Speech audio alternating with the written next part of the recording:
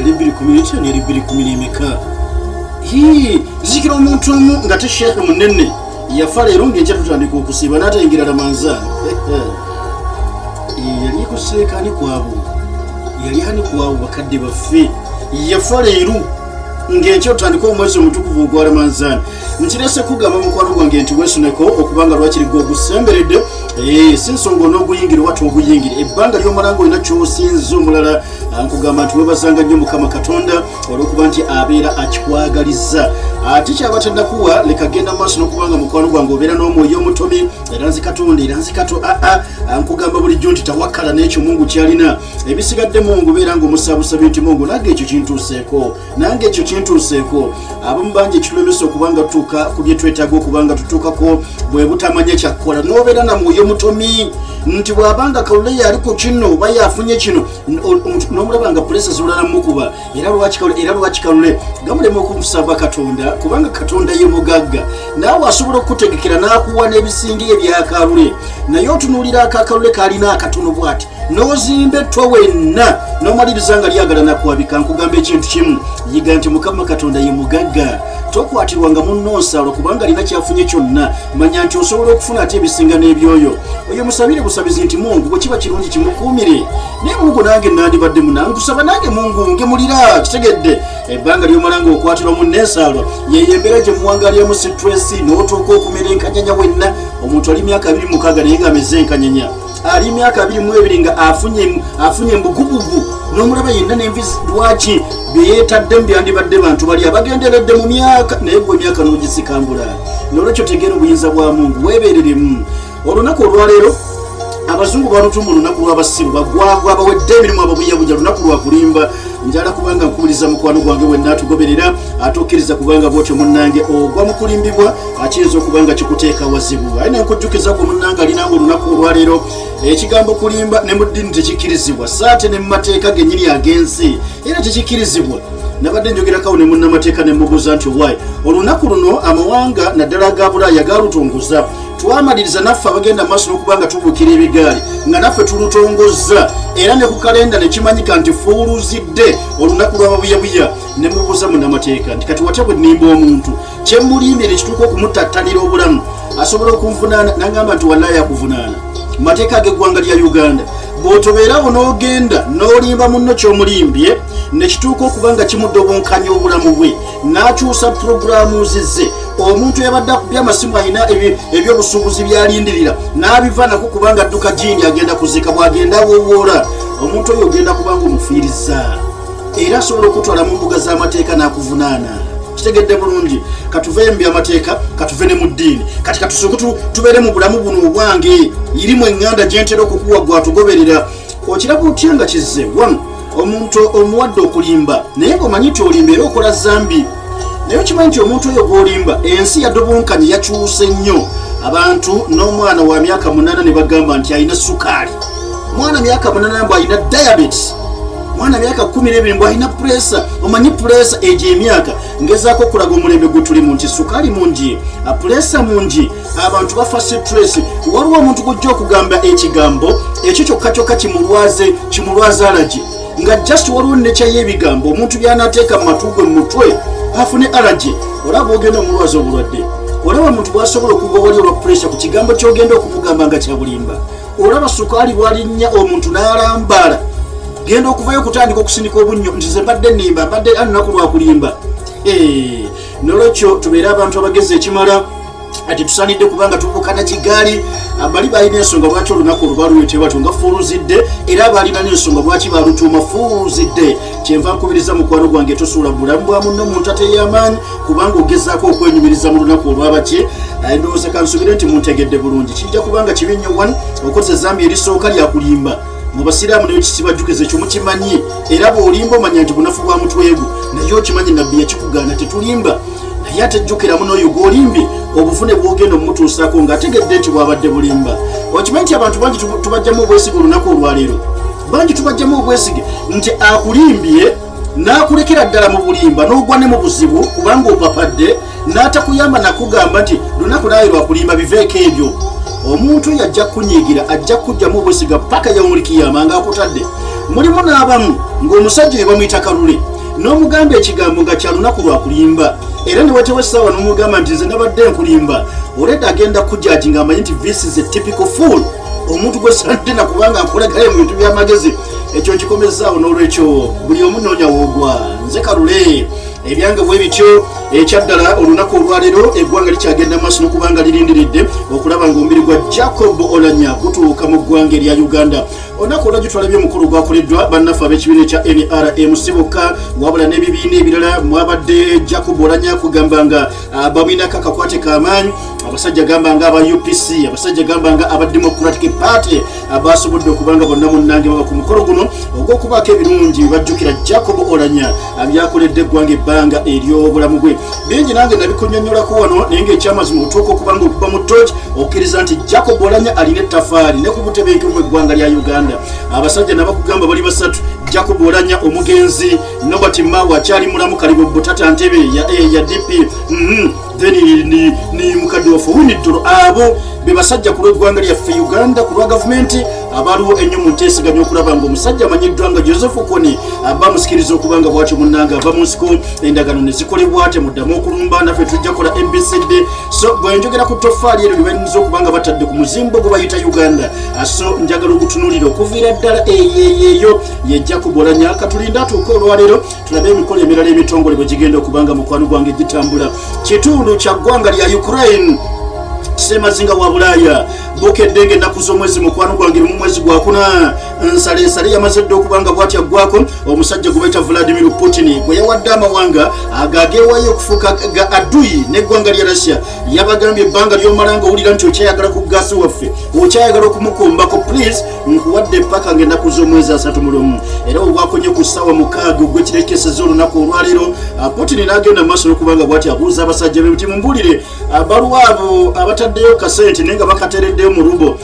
na gavumenti ye sente y'omusajja amanyiddwa nga Omurussia luli badde bakozesa sente ya euro oba ne bakozesa dola kati Putin yagambye ebyo si kyabyetaaga gwe wennanga weegatta ku Mumerika ne munteekako envumbo ne munteekako natti amawanga agasigadde mu Bulaaya gagenda sigala nga gasasulira mu euro era nga gasasulira mu dola no problem. Eggwanga eri bwe liba nga teryegatta mu natti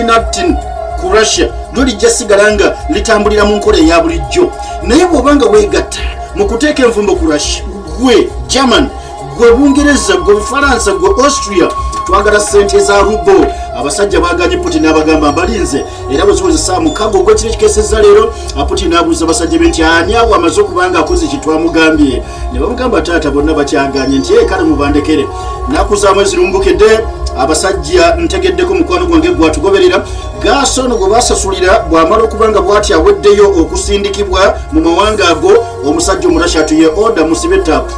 bagenda kubanga basiba taapu ogenda kubanga ompulira amawanga taasa okutegeeza abantu bago mukekkereze ka gaasi buli omu koolina kakutwalirizeyo ku nnaku nga bwe tugezaako kubanga tutetenkanya okulaba kino tunakiyitamu twesenga abasajja ddala kituufu batusala obanga batugattulula ku gaasi waabwe kati nno Bulaaya bwatyo mukwano gwange bwakedde amakyago olunaku olwaleero kakati nno ekiri mu kitundu ekimanyiddwa nga Mariupol nagamba okwosa jjo yabadde Wednesday Russia nevaayo nerangirira ceasefire mu gutundu ogw'e Mariupol okusobosa abantu ba bulijjo okulaba nga babasomosa baveeyo babatwale ewali akalembereza k'emirembe kakati abasajja aba Red Cross batuuseeyo ebitongole ebidduukirize byatuuseeyo dda naye omanyi okutikka abantu mu bbaasi kati okuvaayo kwe kukyagaanyi okuva e Mariupol kugaanyi ebbaasi zasobodde okutambula mukungujjo paka Mariupol abantu ne babatikka n'envugu zaabwe naye okusinziira ku mmeeya ow'ekitundu eky'e Mariupol agamba nti emmotoka zonna ezitissa ababunzibunzi okwabulira ekitundu eky'e Mariupol ate omusajja Omurussia azigaanyi omusajja Omurusiya azigaanyi amakubo agaggadde mwana wange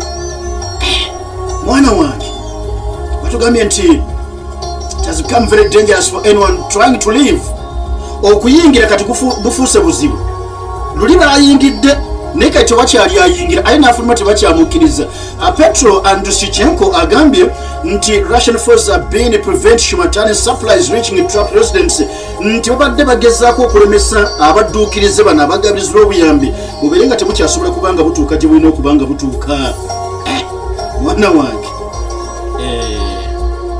fuel tanks ziri 8 ziyidde omuliro kitundu bakiyita Belgorod kiri munda mu ggwanga erya Russia. Ntegeddeko nti amajja g'eggwanga erya Ukraine aganyugunyiza ebikompula paka kutuuka mu ggwanga lya Russia. Awo nno otambula kilomita ziri 30 ze miles nga 18 kilomita za 30 ng'ovudde ku boda wakati wa Ukraine n'eggwanga lya Russia. Banyugunyiza ebikompola bino nebikuba fuel tanks zibadde 8 gemawulire genfuna okuvako munda mu ggwanga lino mukwano gwange erya Russia era nga abasajja batunda ekitundu kimanyiddwa ng'ekye Belgorod abagambye nti kana akazannyo kajja kuwoma mulindeeko tulabe bingi ebiri mu dunia ebera Friday question time sagala kubandaza tugenda kubanga twolekera mukwano gwange obufu obwo atusobole okulaba nga obako kyobuuza obako kyoyagala okunnyonnyoka nannyini wakateredde mungu bw'anaabanga amuyimiridde yes answer ejja kubanga eva mutwegwe asobole okubanga bw'ati agikutuusaako tukkiriziganye banywanyi ekantandikire musajja mukulu ambuuziza ku kyokuba nti abasajja ab'eggwanga lya Ukraine basobodde batya okubanga mukwano gwange bakikola enkyayo olunaku olwaleero ne balumba munda mu ggwanga erya Rusiya ng'ate abasajja obayise bannamba 2 mu maanyi mu nsi yonna. Namba 2 omuntu amulumba atya bw'atolooza namba emu gye bamulumba watya teri atalumbibwa teri atalumbika okitegedde mwana wange ekyo tebakulimba nti gundi olw'okuba mugagga nnyo binojjo tebakulimba nti gundi olw'okuba yakwata ekisooka yakwata ekyokubiri ekyokusatu tewali atalumbika buli omu alumbika okitegedde bulungi kati gwe musajja wange oyinza okuba tokolanga ku training yonna era naawe okkiriza nti oba kuggalira mu ring n'omusajja gwe bayita golola olabira ddala ng'ekyamazima golola akufunyafunya newaza tosobola mukkuba engumi n'emutuuka naye nga gololowooza tebamusomesa butabo yeewoma alina obusobozi okwewoma naye osobola omutuusaako emuwoma ekitegeezo omuwangudde katugende mu sitole gy'obuuza munnange mu kiro ekikesezza olunaku olwaleero tulabye amagye ag'eggwanga erya Ukraine agakoze obulumbaganyi munda mu ggwanga erimanyiddwa nga erya Russia era abasajja batugamba nti waliwo ebikompola ebivudde munda mu ggwanga lya Ukraine ne byesolosa bulambalamba mu kitundu ekimanyiddwa nga ekye Belgorod munda mu ggwanga erya Rusiya. Belgorod yesudde kilomita ziri 30 ekitegeeza miles nga 18 nti bw'ova ku boda eyawula Ukraine eggwanga erya Russia yingira munda miles 18 ebikompola bino mukwano gwange ebigeze maaso n'okubanga bisuuliddwa era mugenda maaso n'okubanga biguddeyo munnange tebikubye kyererezi wabula batugamba nti bisobodde okubanga bikuba kugamba zibadde emmotoka ez'amafuta zibadde 8 mulambirira abasajja basobodde okubanga mukwano gwange nno bazigunze era omuliro gubadde musitonyi ogenze maaso n'okubanga gubumbuze ekikka ne kituuka okubanga kikwata obwengula bw'amatwale gano agamanyiddwa nga Belgorod naye nga waliwo amawulire gosofulumizibwa nga bagamba nti zibadde chopa ez'eggwanga erya Ukraine ziwanikiddwa naye teziruddeyo mu bbanga ziwanikiddwa ne zikanyuga ne ziddayo emisinde nga kimanyi nti anytime badifuna ekimanyiddwa ng'omuliro wabula ate amaanyi gagamba nti abasajja beeyambisizza long range artillery gwe bakosezza okubanga banyugunya paka kuba ekitundu kino ekimanyiddwa nga ekye Belgorod. Amawulire bwe gajja bwe gatyo omusajja wasinzira n'abuuza naye nannyini wakatwagala nnyo okubanga tumanya namba 2 basobola batya okubanga bamukuba ekikompola bwe kityo n'atafuna busobozi kubanga bwatyo munnanga akiwugula naggambira kankiddemu nti eggwanga lya Russia lirisinga obunene mu nsi yonna akusukuka nooti lyerisinga obunene mu nsi yonna olutalo kasookedde lutandika nga 24 omwezi ogwokubiri guweebuuze lwaki Russia babadde bano abaana tebalina busobozi kubanga banyugunyayo ddala oluzawole tebaagala obwetaavu bubadde babulina nti omusajja wabanga atukuba ku butaka naffe twandyagadde nnyo okubanga tumukuba ku butaka naye atuwuliremu omusera awulire bwe kiruma omuntu ng'akulumbye ku ttaka lyo nakkubirako kyenkana nattirako n'abantu bo. Eggwanga limanyiddwa nga erya Russia bw'ogenda okulitunuulira njagala okkirira mu bitundu ebya Black Sea. Ku Black Sea abasajja b'eggwanga lya Russia awo baasembezewo air defense system. Bw'otuuka mu kitundu ekya Donbass wowa Luhansk Donetsk baateekawo air defense system.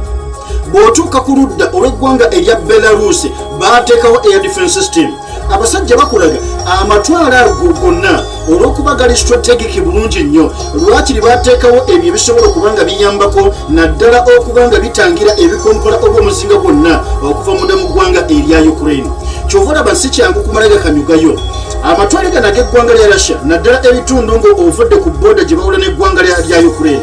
Ebitundu ebyo ebisooka mu maserengeta aga Russia tebalaba wonye kintu kiri strategic bo nga b'eggwanga lya Russia. ekitundu ekye Belgorod si kyojja okulowooza nti kibuga kinene nnyo kiri awo. By the way, ne bino ebikompula tebigudde mu kibuga kye Belgorod,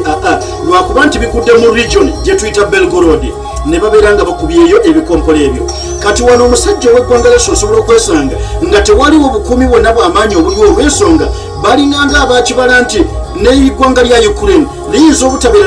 na interest yonna mu kugezaako okubanga balumbagana ebitundu ebyo. Yensonga lwaki nkugambye ekyekango tekimanya muzira. Yensonga lwaki nkugambye ne bw'oba munene otya tewali gwe batalumba. Lwakiri omuntu akubayo entiisa ne bagamba gundi yakanyuza ekizuka mu ggwanga lya Amerika. Ontegera bulungi kyenkugamba. Gundi yakanyuza ekizuka mu ggwanga lya Amerika. Amerika erirake okulaba nti amatwale gano gewangaliramu tayinaawo nnyo kwegamba bantu. Of course erina abantu amawanga getakolagana nago, naye ogamba nti kati bagenze mu confrontation yennyini nnene newe bagigendamu neggwanga lya Venezuela neggwanga lya Cuba. Era abacuba aba Venezuela bajja wulugumyumizi nga gyatuuka mu ggwanga lya Amerika. Twali ekyokulabirako kya ggwanga lya Afghanistan.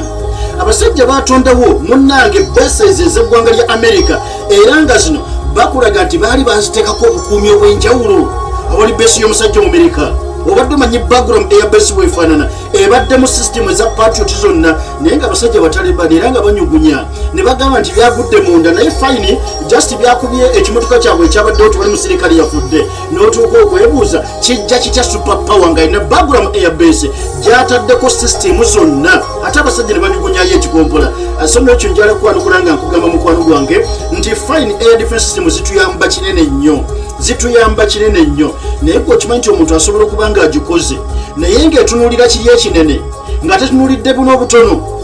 Gwolowooza lwaki obeera n'asikaali awaka nakuuma ng'olubbi wajja asikaali asobola okuba nga akutaaza, naye ate akasiri bwe kajja asikaali tamanya nakumanya nti kakulumye.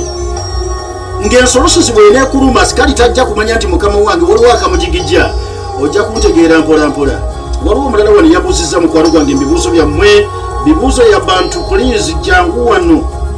wajje wano nyanukula abantu. Bibuuzo wano nabinootinze,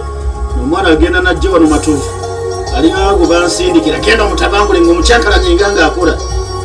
ali awo yadira semanya ngabi abengabi muli mutya mulina ebizibu byammwe.